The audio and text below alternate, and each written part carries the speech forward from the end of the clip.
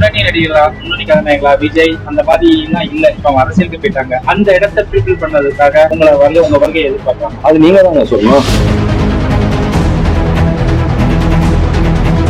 முடிவு பண்ணி அந்த இடத்துக்கு கொண்டு போறீங்களா இல்லையா மக்களை நீங்களா தான் சொல்லணும். நான் அதை சொல்ல முடியாது.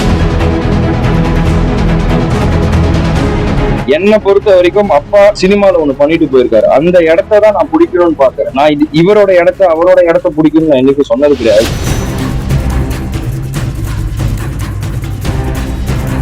ஒரு உச்சத்தை தொட்டதுக்கு அப்புறம் அண்ணன் அரசியலுக்கு வந்துட்டாரு. அதே போல நீங்க உச்சத்தை தொட்டதுக்கு அப்புறம் அரசியல். நான் ஃபர்ஸ்ட் உச்சத்தை தொடறேன்.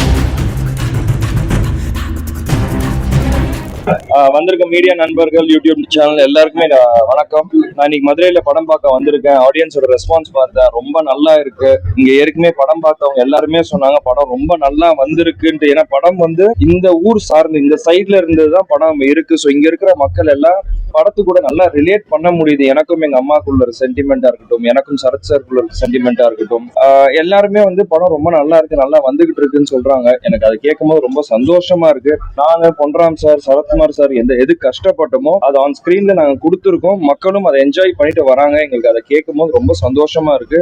இன்னும் யாரெல்லாம் படம் பார்க்கலையோ போய் படத்தை பாருங்க. எங்களுக்கு தியேட்டர்ல படத்தை பார்த்துட்டு எங்களுக்கு சப்போர்ட் பண்ணுங்க.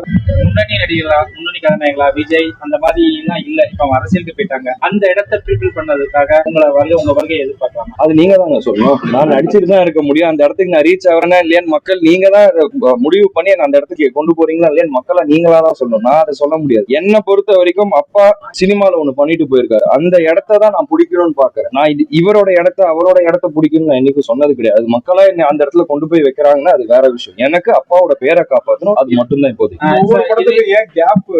நான் தான் நிறைய வாட்டி சொல்லியிருக்கேன், அப்பா கூட நான் இருந்தேன் 10 வருஷம். அப்பா கூடயே இருந்தனால மட்டும்தான் கேப். நான் நடிக்க கூடாதுன்றதோ இல்ல எனக்கு ஆப்பர்ச்சுனிட்டி கிடைக்கலன்றதோ இது கிடையாது.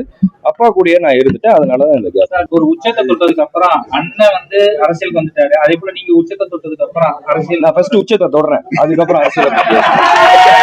பிஹைண்ட் இட்ஸ் பெருமையுடன் தயாரித்து வழங்கும் மூன்வாக் திரைப்படத்தின் ஆடியோ லான்ச் ஜனவரி 4 ஞாயிறு மாலை 4 மணி முதல் சத்யபாமா யூனிவர்சிட்டி சென்னையில் நடைபெற உள்ளது. உங்கள் டிக்கெட்ஸை புக் மை ஷோ டிஸ்ட்ரிக்ட் ஆப்களில் ஸ்கிரீன்ல தெரிகிற வாட்ஸ்அப் நம்பர் வெப்சைட் மூலமாக புக் செய்வோம்.